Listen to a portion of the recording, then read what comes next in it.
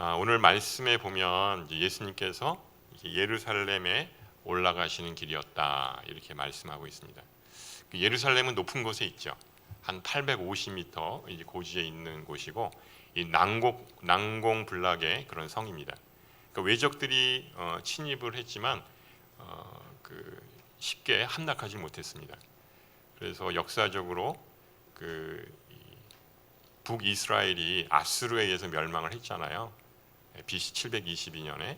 그리고 나서 그 여세를 몰아서 이 남유다, 예루살렘에 있는 남유다를 함락하려고 했습니다. 그런데 히스기야가 간절히 기도하죠. 도저히 북이스라엘은 10지파가 연합된 곳이기 때문에 남유다보다 훨씬 아주 강성한 나라였거든요. 그런데도 그런 나라를 아수르가 물리쳤습니다. 그러니 남유다는 너무 쉽죠. 그냥 어떻게 보면 풍전등화와 같은 그런 위기에 있었는데 놀랍게도 이 히스기야가 간절히 기도할 때에 이 아수르 군사들이 물러가게 됩니다. 그래서 136년을 더 유지를 하다가 결국 이제 바벨론에 의해서 멸망을 당합니다. 그것은 물론 히스기야의 간절한 기도도 있었지만 그 예루살렘이라고 하는 곳이 워낙 난공불락의 그런 성이었기 때문에 쉽게 이렇게 함락되지 않았던 그런 이유도 있었습니다. 예수님은 이제 공생애를 시작하시면서 이스라엘 전역을 이제 돌아다니기 시작하셨죠. 근데 그 예수님의 주 무대는 예루살렘이 아니라 바로 이 갈릴리였습니다. 왜냐하면 이 나세렛이라고 하는 동네에서 자라셨고 바로 그 근처가 이 갈릴리 지역입니다. 지금으로 말하면 강북 지역이 되겠죠.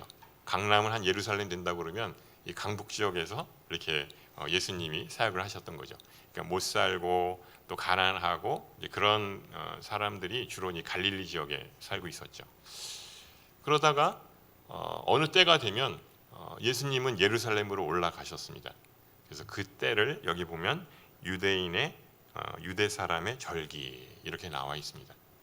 그러니까 이스라엘에 있는 사람들은 어디에 살든지 아니면 외국에 살고 있더라도 1년에 3번씩은 꼭 그 예루살렘에 들려야 했습니다. 왜냐하면 그때는 그 신명기 율법에 정해져 있거든요. 유월절, 그다음에 오순절, 초막절 이때는 예루살렘에 와서 제사를 지내야 된다. 예배를 드려야 된다.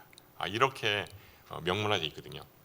그러니까 이스라엘의 남자들은 어디에 있든지 그 절기가 되면 예루살렘으로 올라가야 했습니다.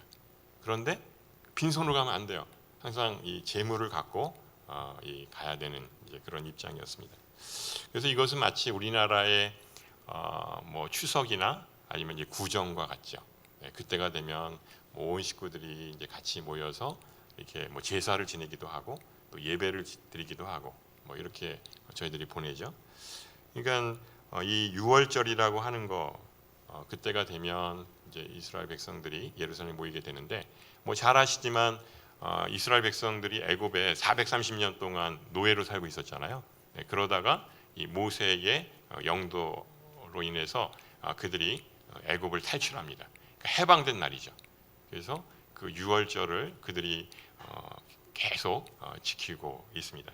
그때는 그 양고기 좋아하시죠? 이번에 몽골 아우르시 가는 분들 기대하고 있는데 양고기 얼마나 맛있을까 기대하고 있는데 모르겠습니다. 이게 또 냄새가 이 노린내가 난다고 그래서 싫어하시는 분도 있을 텐데. 그리고 또 뭐가 있죠? 무교병, 맛없는 빵. 그러니까 보통 이스트를 넣어야 맛있는데 이건 이스트가 없는 아주 이 무미건조한 그런 빵입니다. 그거를 먹고 또 쓴나물. 이 6월절에 이제 그것들을 이제 먹게 되죠. 그러니까 우리가 마치 떡국 이 구정 때 먹잖아요. 그런 거와 이제 비슷한 것이라고 할 수가 있습니다. 이 또 오순절 있죠. 오순절은 맥추절이라고 해서 이 맥이라고 하는 게 보리 맥자죠. 그러니까 보리를 추수하는 때. 그러니까 이 6월절로부터 50일이 되는 때, 그때를 바로 맥추절이라고 합니다. 또 오순절이라고 얘기해요. 이 순이 이제 10이라고 한 뜻이거든요. 그러니까 50일이 되던 때. 근데 그때가 바로 이 보리 추수를 하는 때입니다. 그러니까 이 룻기가 바로 이 보리 추수를 하는 이 배경이 되는 것이고요. 또 신약에 와서는 이 성령 강림절, 이 오순절 성령 강림 사건이 일어나잖아요. 그때가 바로 이 오순절입니다. 그리고 이 초막절 있죠. 이 초막절은 우리나라의 이 추석과 같은 것입니다. 그러니까 모든 농사들을 이제 그 추수하는 때죠. 근데 이 또 하나 깊은 의미가 있는데 이스라엘 백성들이 이 40년 동안 광야 생활을 하잖아요. 근데 광야 생활을 할 때 그들이 초막을 짓습니다. 뭐 나뭇가지나 뭐 그 이제 여러 가지 이제 그런 그 밭에서 나는 것들, 또 광야에 있는 것들로 해서 이렇게 텐트를 쳐서 그 안에서 머물고 있습니다. 그래서 그 이 세 개의 절기를 그들이 아주 엄격하게 지켰죠. 심지어는 이 초막절은 지금도 이스라엘 가정에서 지키고 있는데, 그래서 이스라엘의 이 아파트는 이 베란다가 굉장히 넓습니다. 우리 베란다 다 없애버렸잖아요. 다 거실로 만들어. 거기는 이 베란다가 엄청 큽니다. 왜냐하면 거기다 텐트를 치고 이 초막절이 되면 온 가족들이 거기서 이 초막절을 지킨다고 합니다. 이렇게 이스라엘의 절기는 깊은 의미가 있죠. 그래서 이 절기 때마다 예루살렘 성전에 모였습니다. 그러니까 여기에는 유대인들의 절기라고 했으니까 어떤 절기라고 이제 구체적으로 나와 있지는 않지만 이 세 개의 명절 중에 하나였다고 생각이 듭니다. 또 예루살렘 성에는 여러 개의 문이 있었습니다. 뭐 그 느헤미야가 무너진 성벽을, 이 불타버린 성벽을 재건을 하잖아요. 왜냐하면 외적들이 침입할 수 없게끔. 그리고 이제 문을 만들죠. 왜냐하면 사람들이 오고 가야 되니까. 근데 그 중에 양의 문이 있었습니다. 그리고 그 양의 문 근처에는 이 베데스다라고 하는 연못이 있었습니다. 베데스다, 우리도 있죠. 우리도 여기 조금 가면 베데스다 숙소 있잖아요. 선교사님들 묵는데. 제가 여기 처음 왔을 때 40일 동안 그 베데스다에서 묵었습니다. 얼마나 은혜로운지 몰라요. 그냥 공짜로 40일 동안 잘 지내서 제가 이렇게 적응을 잘하고 있는 것 같습니다. 그 베데스다라고 하는 게 바로 은혜의 집이라고 하는 뜻이죠. 근데 여기에는 이 5개의 행각이 있었습니다. 그리고 여기에 병자들이 이렇게 모여 있었습니다. 이 행각이라고 하는 건 뭘까요? 그 신약에도 보면 이제 솔로몬의 행각 이게 나오는데, 그러니까 이 지붕하고 기둥만 있고 옆에 벽이 없는 거예요. 그러니까 우리 옛날 이 고궁들 가면 쭉 그 회랑들 있잖아요. 근데 그런 것들이 아마 이제 거기에 있었던 것 같습니다. 그래서 이제 그곳은 이제 햇빛이 이제 가려지고 이제 지붕이 있으니까, 그리고 이제 기둥만 있으니까 또 시원할 거 아니에요. 바람이 통하니까. 그러니까 그 병자들이 이제 거기에서 이렇게 기다리고 있었습니다. 근데 어떤 사람들이 있었냐면 시각장애인, 또 다리 저는 사람, 또 중풍병자, 이런 이 불치병에 걸린 이 환자들이 누워 있었습니다. 그럼 왜 이 베데스다 목가에 이런 장애인들이 모여 있었을까요? 그것은 아주 중한 질병에 걸린 이 병자들이 기다리고 있다가 이 연못의 물이 막 움직이면 그때 딱 뛰어들려고 하는 것입니다. 이 무슨 뭐 철인 3종 경기인가요? 막 이게 뛰어들고, 이 수영 대회도 아닌데. 근데 이곳에는 하나의 전설이 있었습니다. 그것은 이 천사가 하늘에서 가끔 내려온대요. 근데 이 천사가 그냥 내려왔다가 올라가는 게 아니라 이 베데스다 물을 이렇게 휘젓는다는 거예요. 그럼 그때 제일 여기 땅 해가지고 제일 먼저 딱 들어가면 그 사람은 병이 낫는다는 거예요. 와, 그 달리기를 엄청 잘해야겠죠. 뭐 100m를 한 10초에는 뛰어야 1등을 할 수 있다고 생각이 드는데, 이제 군대 가면 그런 거 있죠. 선착순 해가지고 이제 막 이제 그 연병장을 돕니다. 그래서 선착순 뭐 몇 명 이러면 이제 한 10명, 그러면 10명까지는 이제 안 뛰어도 되는데 그 다음부터 또 뛰어야 돼요. 그리고 또 뛰어야 돼요. 계속 이 선착순으로 계속 돌리는데 여기는 딱 한 사람만 1등만 들어가는 것입니다. 예전에 그 개그 콘서트에 그게 있었죠. 1등만 기억하는 더러운 세상이라고. 그런 그 아주 재밌는 이 개그 콘서트가 있었는데 1등만 병이 낫는다는 거예요. 그러니까 이게 얼마나 억울합니까? 그래서 이곳에 있는 이 병자들은 모두가 다 이 천사가 내려와서 물이 움직이기만을 기다리고 있었습니다. 근데 이 무리들 중에 이 38년 된 병자가 있었어요.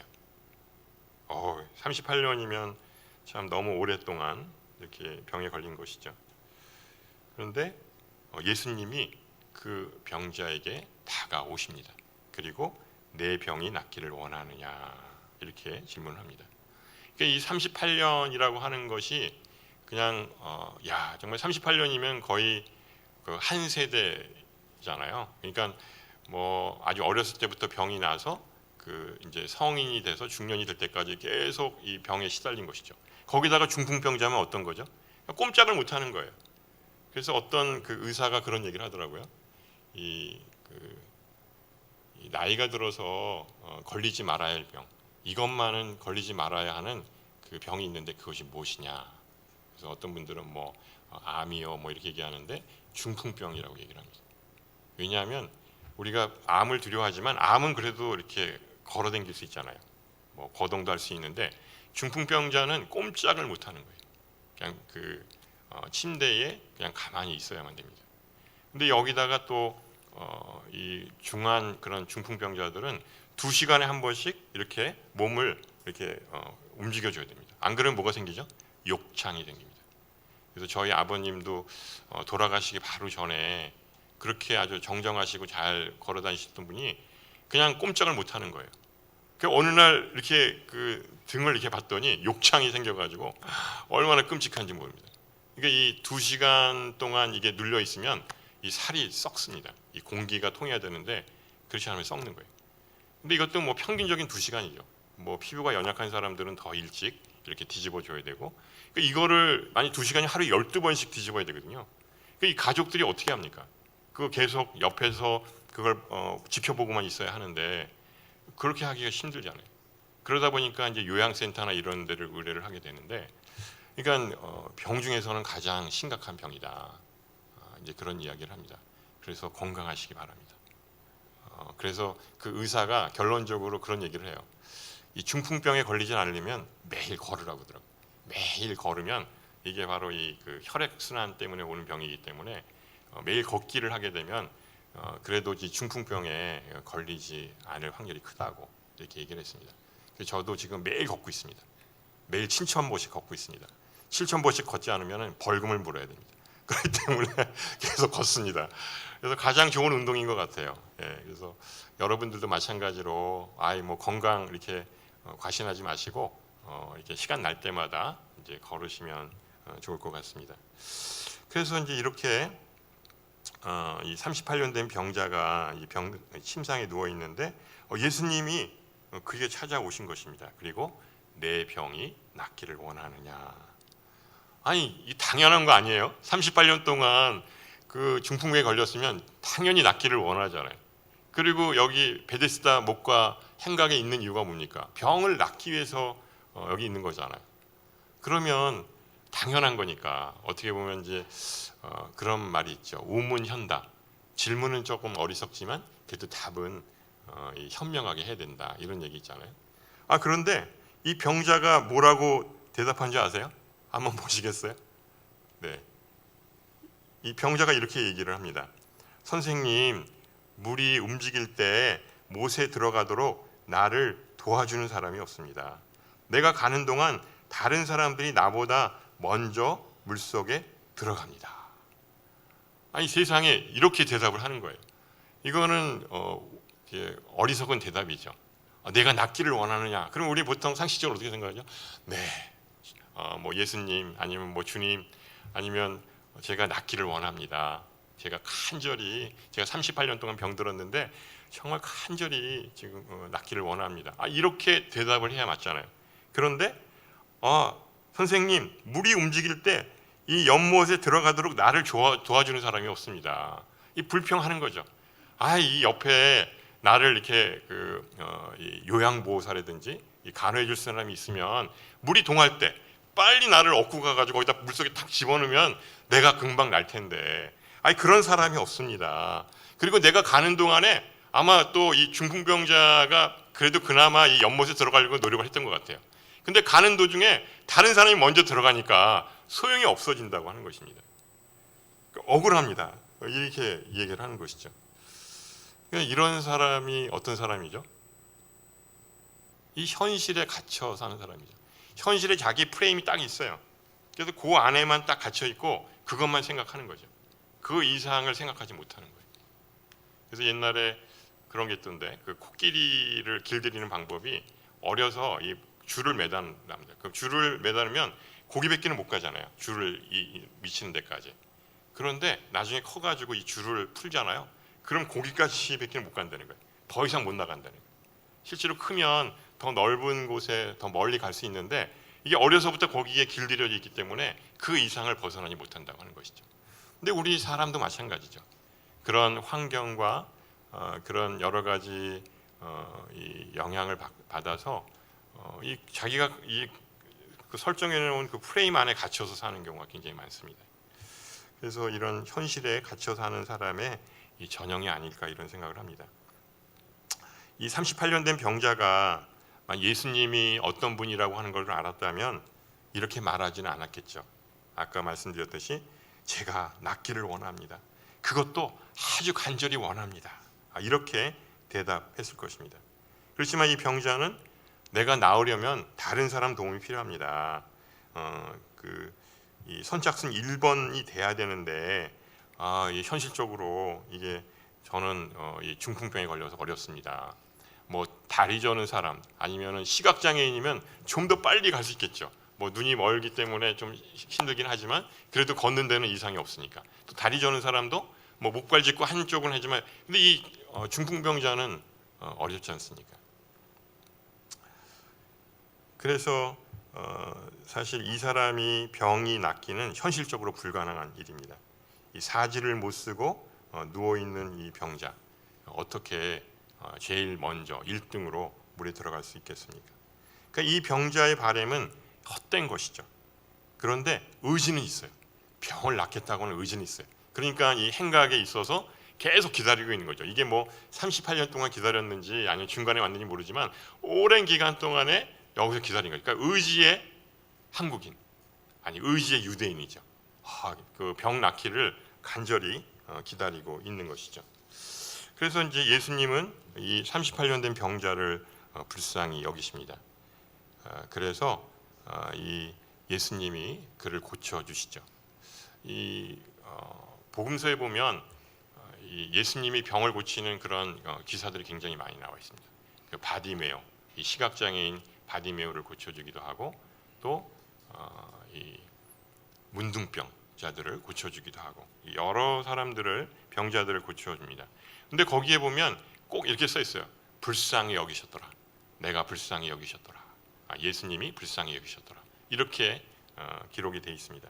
그러니까 예수님이 불쌍히 여기시는 환자들을 낫게 하시는 것을 보게 됩니다. 그래서 이 38년 된 병자도 불쌍히 여기시죠. 얼마나 안타까워요. 38년 동안 꼼짝을 못했다고 한다 그러면 얼마나 힘들겠습니까? 그래서 저도 이것을 이 복음서를 읽고 그 다음부터 제가 몸이 아프면 기도합니다. 예수님, 저를 불쌍히 여겨주십시오. 저를 불쌍히 여겨주셔서 제 병을 낫게 해주십시오. 이렇게 기도합니다. 근데 금방 낫지는 않더라고요. 오랫동안 기도해야 이렇게 낫습니다. 하여튼 이제 우리가 몸이 좀 아프고 연약할 때는 그렇게 예수님께 우리가 간절히 간구할 때 불쌍히 여겨달라고 그렇게 기도하면 좋겠습니다. 또 성경에는 그랬죠. 예수님이 채찍에 맞음으로 우리가 나음을 입었다. 제가 이제 병자들 우리 성도들 기도할 때 이 말을 이용하는데 예수님이 우리의 죄를 대신 지시고 십자가에 달려 돌아가시고 우리를 구원하셨지만 우리의 병까지도 이 채찍에 맞음으로 우리가 나음을 입었다. 이렇게 얘기하고 있거든요. 이사야서 53장에 보면. 그래서 이것도 우리가 같이 기도하면 좋을 것 같습니다. 그래서 우리의 모든 죄를 가져가셨을 뿐만 아니라 우리의 모든 질병도 예수님께서 바로 이 십자가에 갖고 가셨다. 이렇게 우리가 생각할 수가 있는 것이죠. 그래서 이 38년 된 병자가 이제 병이 나아서 자리를 들고 일어나 걸어가게 되었습니다. 네, 여기까지입니다. 네, 오늘 말씀은 이것으로 끝이 납니다. 물론 이날은 안식이었습니다. 이러면은 또 이 복잡한 또 안식일에 대한 이야기를 해야 되기 때문에 오늘은 이제 여기까지만 말씀을 드리도록 하겠습니다. 그러니까 이 말씀을 통해서 이 병을 고쳐주시는 그 예수님의 마음을 알기 원합니다. 이 38년 된 병자뿐만 아니라 이 육신의 병 이것뿐만 아니라 마음의 병까지도 고치시는 그런 예수님을 알게 됩니다. 사실은 몸에 병이 나면 우리의 영혼도 병이 들죠. 물론 그것을 극복하는 사람들도 있습니다. 뭐 우리가 잘 아는 이지선 교수님, 이제 한동대 교수님인데 그 불의의 사고로 그냥 이 얼굴이 엉망이 되고 정말 오히려 사는 게 죽는 게 더 낫다 이렇게 할 정도로 고통스러웠지만 지금 아주 떳떳하게 잘 살잖아요. 그렇게 육신적인 질병과 또한 어려움을 통해서 이 마음이 오히려 더 정화되는 그런 경우도 있습니다. 그냥 대부분은 육신의 질병으로 인해서 마음까지도 사실은 병들게 되는 것이죠. 그래서 우리가 정말 예수님께 나아갈 때 우리의 육신의 질병뿐만 아니라 마음의 병까지도 고쳐 주십시오라고 우리가 기대해야 할 줄로 믿습니다. 그래서 오늘 말씀을 보면 첫 번째로 예수님은 이 38년 된 병자를 찾아오셨다는 사실입니다. 사실 처음에 몰랐죠. 이 38년 된 병자는 예수님이 자기한테 오는 것을 사실은 알지 못했죠. 뭐 꿈에도 아마 생각지 않았을 것입니다. 그리고 오직 물이 움직이기만을 기다렸습니다. 사지가 움직일 수 없기 때문에 첫 번째로 물속에 들어가기만을 간절히 구하고 있었던, 거기에 그냥 생각이 꽂혀 있었던 것이죠. 이게 뭘 얘기하죠? 이것은 우리가 세상에서 헛된 욕망을 가지고 이 썩어 없어질 것을 구하는 그런 우리의 어쩌면 탐욕스러운 모습을 보는 것 같습니다. 세상은 이 피라미드 구조로 돼 있죠. 그래서 우리가 이제 사회에 나가면 이제 이 피라미드 꼭대기에 올라가기 위해서 발버둥을 칩니다. 열심히 공부도 하고 또 열심히 일도 하고 또 경쟁을 해서 다른 사람을 짓밟고 내가 경쟁에서 이겨야 되죠. 그래서 계속 탑으로 올라갑니다. 이 세상 구조 이렇게 돼 있죠. 그러니까 가다가 뭐 낙오하는 사람도 있고 또 이제 여러 가지 또 질병으로 해서 도태되는 사람이 있지만 이제 그렇게 해서 우리를 꼭대기에 올라가기까지 그렇게 요구를 합니다. 그러니까 얼마나 피곤한지 몰라요. 저도 예전에 직장생활 할 때 보면 어떻게 그렇게 살았는지 모르겠어요. 새벽같이 일어나 가지고요 밤 늦게까지 그렇게 일을 해요. 그리고 또 끝나고 회식을 해요. 잠잘 시간이 없는 거예요. 근데 새벽만 되면 눈이 떠져요. 이거 15년 동안 제가 했어요. 그러고 나서 회사를 그만두니까 죽을 것 같더라고요. 왜냐하면 그렇게 살았는데, 이렇게 살아야지만 성공한다고 생각을 했는데 이 일을 딱 놓게 되면 내가 어떻게 살까 굉장히 걱정스럽더라고요. 그런데 살더라고요. 이걸 딱 놨더니 너무나 이 편안한 그런 이 주님과 동행하는 삶이 있더라고요. 그래서 그렇구나, 이 세상은 내 힘으로 사는 게 아니었네. 내가 열심히 새벽서부터 밤늦게까지 그렇게 일을 해야지만 사는 것이 아니라 주님과 함께 동행하는 삶이구나. 그런 은혜를 제가 이제 받은 적이 있는데, 근데 우리 모든 사람들, 특히 이 세상을 사는 사람들은 사실은 이렇게 피곤한 인생을 살죠. 아마 그런 심리를 가장 잘 노린 게 로또가 아닐까 생각이 들어요. 로또 해보셨습니까? 네, 저도 못했어요. 맨날 지나가기만 했는데 뭐 이 집은 뭐 1등이 뭐 몇 명이 나온 집 이거 막 붙여놨더라고요. 사람들 막 줄 서서 로또를 이렇게 사는데 그런 생각을 해봤어요. 이 로또를 사게 되면 정말 일주일 동안 행복하겠다. 왜냐하면 그 로또가 1등이 된다고 이제 기대를 할 거 아니에요. 그런데 일주일 후에 이제 그 발표를 하잖아요. 이제 당첨 그 1등 발표를 하는데 꽝이에요. 그러면 또 이게 절망하는 거죠. 어떻게 이렇게 안 됐을까? 1등만 되면 내가 진짜 이 11조도 탁 내고 정말 이 불쌍한 사람도 도와주고 이렇게 할 텐데 이게 너무 진짜 하나님 나한테 이런 기회를 안 주시네. 그럼 포기해야 되잖아요. 또 사요. 이번엔 좀 더 많이 사요. 왜냐하면 확률을 높이기 위해서. 좀 많이 사면 확률이 그만큼 높아지잖아요. 그렇지만 또 꽝이야. 그러니까 거의 중독이죠. 이 로또 하는 사람들 보면 거의 습관적으로 사더라고요. 그리고 이제 좀 더 그런 이제 투기 심리가 있는 사람들은 많이 사죠. 자기의 그런 이 수입보다도 훨씬 많이 이제 사는 거죠. 뭐 건전하게 뭐 한두 장 사면 모르겠는데 많이 그 자기 수입에 벅찰 정도로 많이 산다 그러면 그런 이제 패가 망신하는 것이죠. 그 맨날 그 로또 그 당첨되기를 살면서 기대하면서 사는 것이죠. 그렇지만 이것은 당첨될 확률이 거의 제로에 가깝습니다. 물론 뭐 매스컴이나 이런 데서는 뭐 우연히 샀는데 뭐 그 수십억이 당첨됐다 하지만 그건 남의 얘기죠. 내 얘기가 아닙니다. 이 중에 혹시 로또 당첨되신 분 있습니까? 네, 아마 없을 겁니다. 네, 그런 심리를 이용하는 것이 바로 우리가 사는 세상이죠. 그러니까 이 욕망의 사슬에서 벗어날 수가 없는 것입니다. 그러니까 이 자유함을 누리지가 못해요. 그래서 예수님이 그랬어요.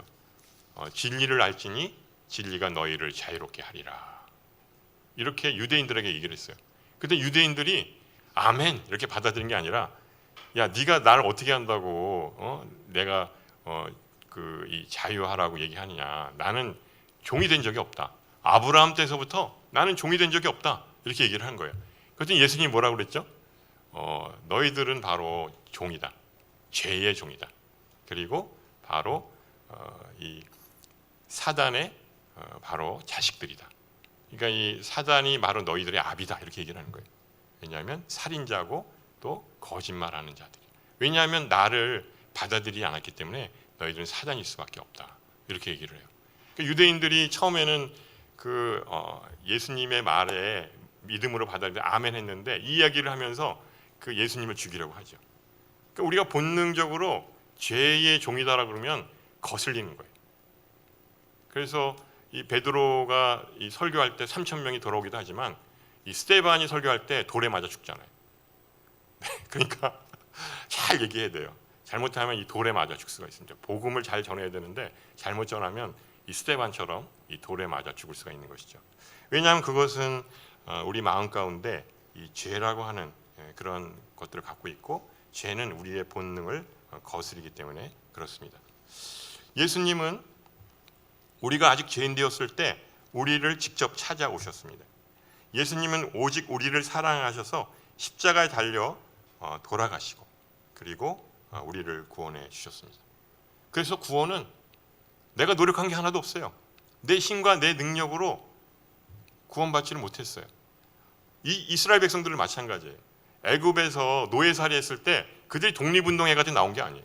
그냥 가만히 있다가 어느 날 갑자기 그들이 해방을 맞이한 거예요. 이 구원은 바로 이런 것이죠. 전적인 하나님의 은혜요, 전적인 하나님의 선물입니다. 그런데 우리는 구원받기 위해서 노력합니다. 막 열심히 이 도를 쌓습니다. 그게 바로 이 기독교와 다른 종교가 다른 점입니다. 이 다른 종교는 뭐냐면 이 도를 터득해야 돼요. 한때 길거리 가다면 도를 아십니까? 이렇게 대순진리의 사람들이 막 얘기를 했잖아요. 그러니까 사람들한테는 매력이 있어요.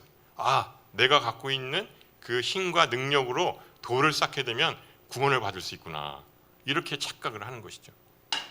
저도 대학 다닐 때 한때는 이제 그런 것에 심취를 했었는데 이게 나중에 보니까 이게 말짱 이게 헛되다. 이게 마치 로또를 사는 것처럼 이건 헛된 일이구나.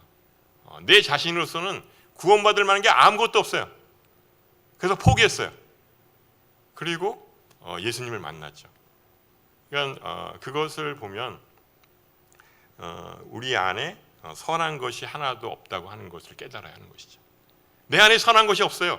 내가 스스로 선해서 득도를 해서 이 구원을 받는 것이 아니라 내 안에 선한 것이 없기 때문에 예수님이 나를 찾아와 주셔야지만 우리가 구원받을 수 있다고 하는 것이죠. 그래서 우리 자신을 다시 한번 돌아봐야 하는 것이고요. 인간은 스스로 도를 깨닫고 구원할 수 없는 그런 존재입니다. 그래서 피조물 중에서 가장 연약하죠. 오히려 이 동물의 세계 이런 데 보면 동물들은 다 자기들이 생존할 수 있는 어떤 무기들이 있어요. 뭐 고슴도치 같은 경우도 이게 작지만 그 침이 있어서 그 다른 동물들이 접근하지 못하잖아요. 근데 인간은 태어날 때 가장 연약한 존재로 태어납니다. 그걸 따지면 참 보잘것없는 것이 바로 인간이죠.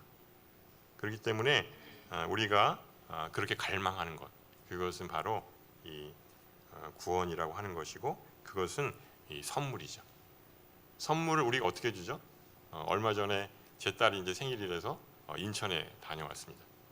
그래서 이렇게 아주 멋진 선물을 보냈는데 그것은 뭐냐면 이렇게 동영상으로 사랑한다 우리 찬미야 이러면서 제가 갔더니 아양을 떨면서 이렇게 동영상을 보냈어요. 예. 그랬더니 저한테 10만 원을 또 보내더라고요. 그래서 이거 괜찮다 이거. 네. 하여튼 이 선물은 내가 주고 싶은 사람한테 주는 거잖아요. 뭐 조건이 있어서 주는 게 아니라 내 저 사람한테 선물 주고 싶어. 그러면 그냥 마음에 우러나서 선물을 이제 주게 되는 것이죠. 이 구원도 마찬가지예요. 하나님이 우리를 너무나도 사랑하시기 때문에 우리에게 값없이 이 구원을 주신 것이에요. 내가 구원받았으니까 이제는 뭐 그 천국은 따놓은 당상이니까 내가 그냥 아무렇게나 살아야겠다. 이게 아니죠. 구원을 그렇게 우리에게 선물로 아무런 대가 없이 주셨기 때문에 우리가 그 은혜에 감격해서 하나님의 백성답게 사는 것이죠. 하나님이 우리에게 살라고 하신 그 모습대로 우리가 살아가야 하는 것이죠. 그래서 바로 그것이 바로 예수님이 이 38년 된 병자를 구원하시기 위해서 직접 찾아오신 것입니다. 예수님은 하나님의 아들이십니다. 예수님은 우리를 너무나도 사랑하셔서 이 육신의 몸을 입고 이 냄새나는 육신의 몸을 입고 이 땅에 오셨습니다. 그리고 십자가에 달려서 바로 돌아가신 것입니다. 이 하나님의 아들이신 그 예수님께서 우리를 직접 찾아오신 그 은혜와 사랑을 우리가 언제나 기억해야 하는 것입니다. 이 두 번째로 예수님은 우리를 불쌍히 여기셨다는 사실입니다. 예수님께서는 우리 인간의 죄를 구속하시고 또 구원하시기 위해서 이 땅에 오셨습니다. 하지만 인간이 이 질병으로 이 고통당하고 신음하는 모습을 보시고 매우 안타까워하신 것이죠. 원래는 생명의 복음을 전하시기 위해서요. 그리고 그 복음 자체가 예수님이잖아요. 그런데 이 땅에 와서 보니까 너무나 아픈 사람이 많은 거예요. 너무나 질병으로 고통당한 사람이 많은 거예요. 너무나 신음하고 가난과 그런 궁핍 가운데 너무나 불쌍한 모습으로 사는 인간들이 너무 많은 거예요. 안 되겠다. 일단 고쳐줘야겠다. 그래서 병든 자들을 고쳐주시고 안수를 고쳐주시고 오병이어의 기적을 일으키신 것이죠. 어떤 그 목사님이 얘기하시더라고요. 지금은 이제 큰 교회 이제 담임 목사님 되셨는데 한 6년 동안 이제 선교지에 계셨다가 이렇게 오셨다고 합니다. 어떤 사람이 질문했대요. 선교지에서는 빵이 중요합니까? 아니면 복음이 더 중요합니까? 뭐가 더 중요하다고 생각하십니까? 의미가 없다는 거예요. 선교지에서는 빵이 더 중요하고 복음이 이게 의미가 없다는 거예요. 그냥 배고프면 먹여야 되고 그리고 궁핍하면 입혀야 되고 그리고 생명의 복음을 전해야 되고 의미가 없다는 거예요.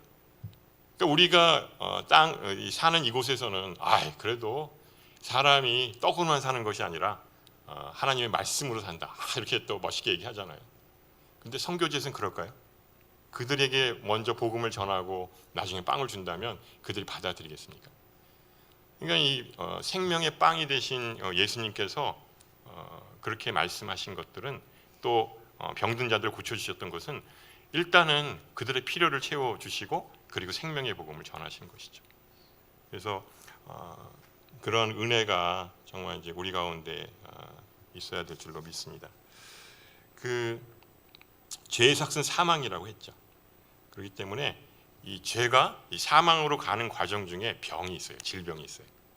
처음에 우리가 에덴 동산 살 때는 병도 없고 아픔도 없고 영원히 하나님과 함께 동행하며 살았지만 이 불순종의 죄로 인해서 하나님과 관계가 끊어졌죠. 근데 이 죄의 삭은 결국 궁극적으로 사망인데 그 가는 도중에 바로 이 질병이 있는 것입니다. 물론 모든 질병이 다 이 죄로 인한 것은 아닙니다. 왜냐하면 요한복음 9장에 보면 그 시각장애인이 나오잖아요. 제자들이 물어보죠. 저 사람이 저렇게 된 것은 그 사람의 죄입니까? 그 부모의 죄입니까? 그랬더니 하나님의 영광을 나타내기 위한 것이다. 때론 질병이 하나님의 영광을 나타내는 게 있어요. 그렇지만 또 많은 부분들은 이 죄로 인한 그런 질병이 있는 것입니다. 그래서 14절에 보시면 이렇게 나와 있죠. 오늘 읽지는 않았지만 보아라 내가 다 나았구나. 더 심한 병이 생기지 않도록 이제는 다시는 죄를 짓지 말라. 그러니까 이 사람은 죄로 인해서 이 38년 동안 이 병으로 신음했던 것이죠. 그래서 이 죄 사하는 권세가 있으신 예수님께서 고쳐주신 거예요. 이 중풍병자를 고칠 때 네가 죄 사함을 받았느니라 이렇게 선포를 하시고 그의 그 침상을 갖고 나가게끔 한 것이죠. 이 뭐 비슷한 중풍병자인데, 그러니까 이 죄 사하는 권세가 적용되는 사람들이 있다고 하는 것이죠. 그래서 하나님께서는 중요한 세 가지 사역이 있는데 그 세 가지가 하나님의 말씀을 가르치시고 천국 복음을 전파하시고 또 병을 고쳐주신 일이죠.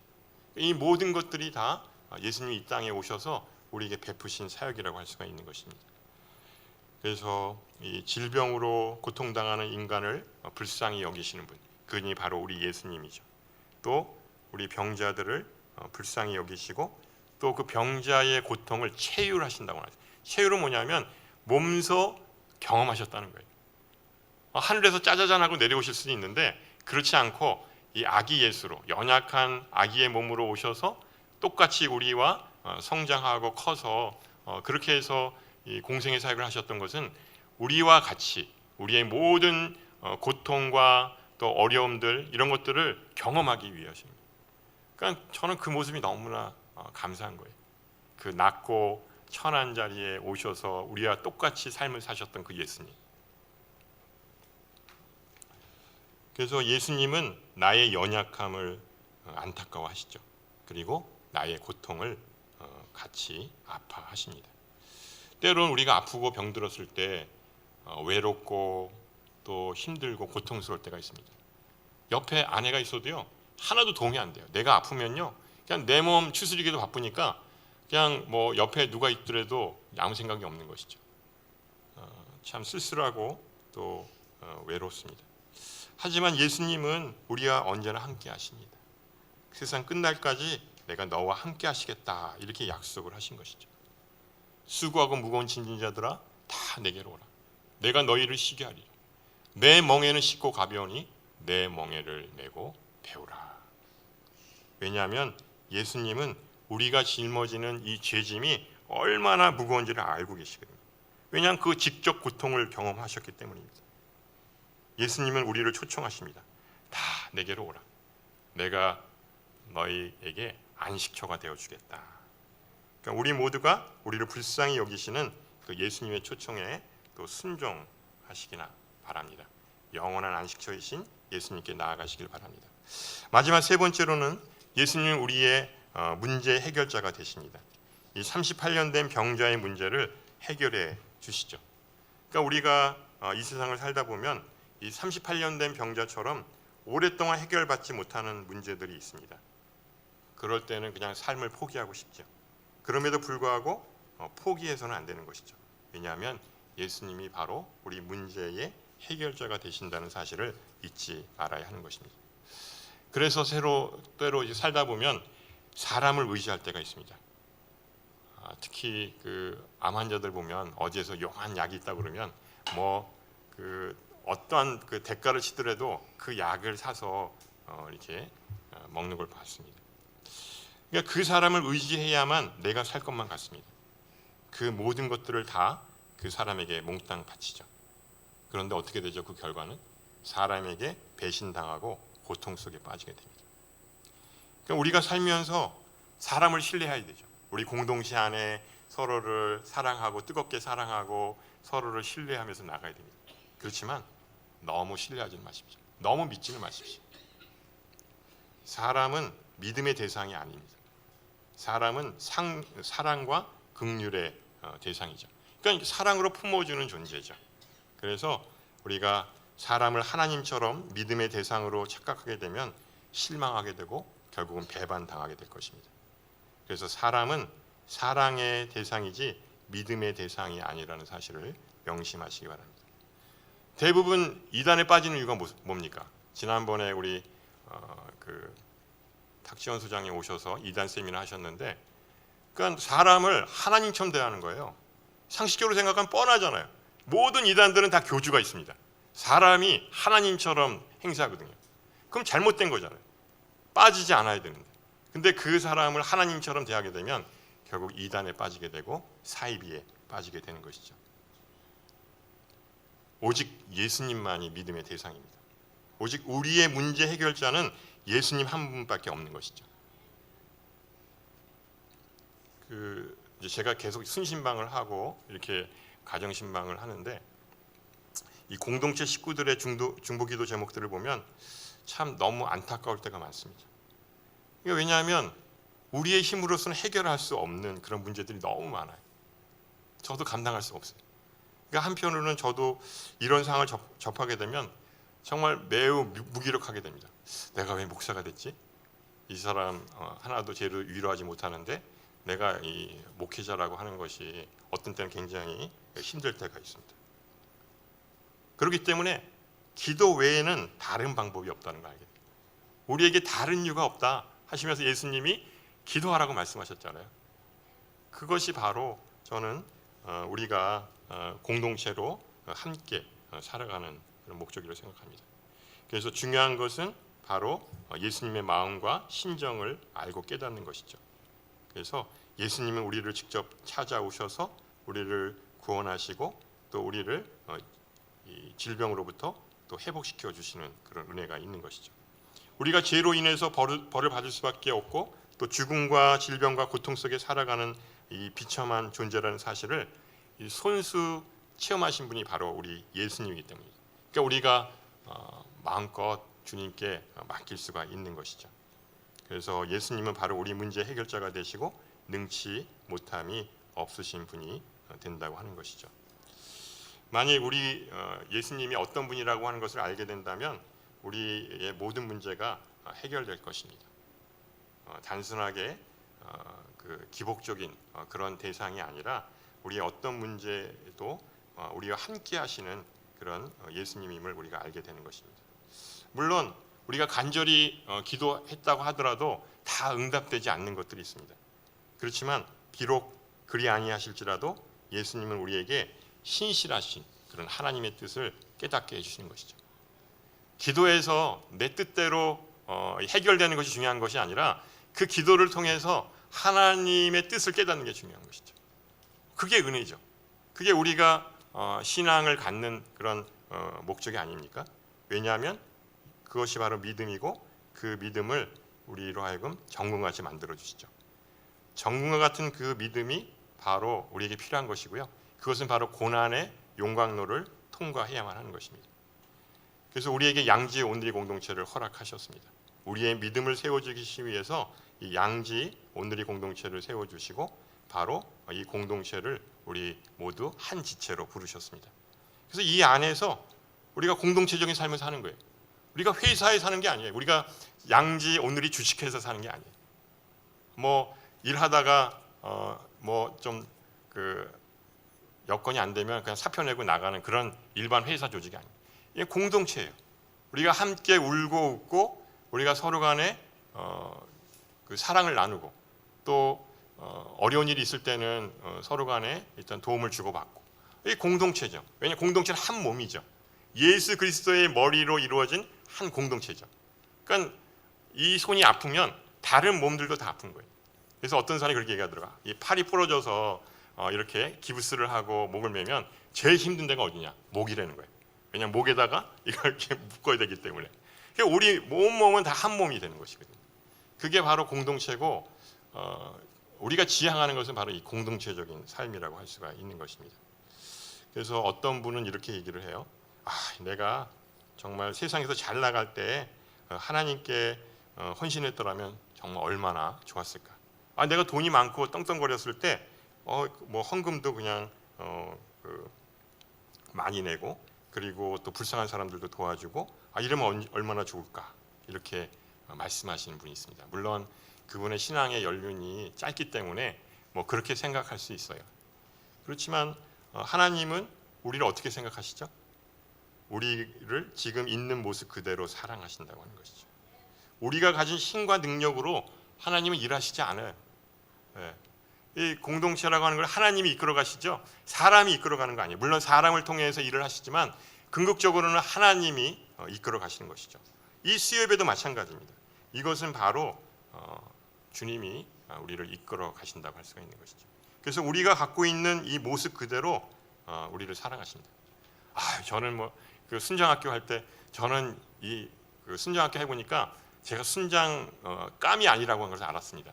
저는 절대 순장이 되지 않을 것입니다. 이렇게 얘기를 하더라고요. 그래서 오히려 순장학교에 온 것이 오히려 독이 됐구나 이런 생각이 들었는데 하나님은요 우리의 능력과 우리의 가진 것으로 우리를 쓰지 않으세요.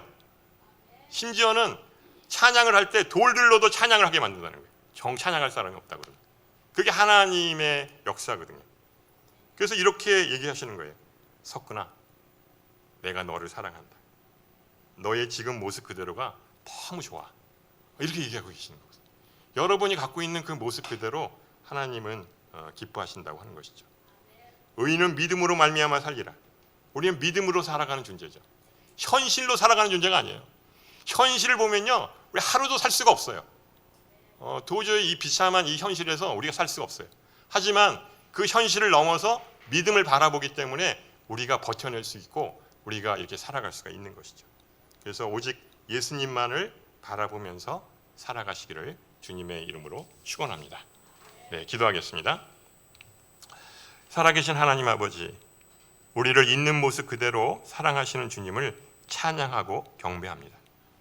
때론 우리의 못나고 또 보잘것없는 모습을 바라볼 때 정말 못 견디게 싫지만 그런 우리를 너무나도 사랑하시고 우리와 함께 하시기를 원하시는 주님이 바로 제 곁에 계셔서 너무나 좋습니다. 항상 주님과 함께 동행하는 우리 모두가 되게 하여 주시옵소서. 우리가 현실만 바라보고 살아간다면 단 하루도 살아갈 수가 없습니다.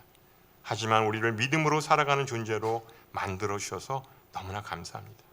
어떠한 고난과 역경이 우리 앞에 가로막혀 있다 할지라도 예수님만 의지한다면 그것으로 충분하고 만족한 인생 되게 하여 주시옵소서. 이제는 내 안에 내가 사는 것이 아니라 내 안에 오직 예수 그리스도와 함께 동행하는 복된 인생 되게 하여 주시옵소서. 감사드리며 이 모든 말씀 예수님의 이름으로 기도합니다. 아멘.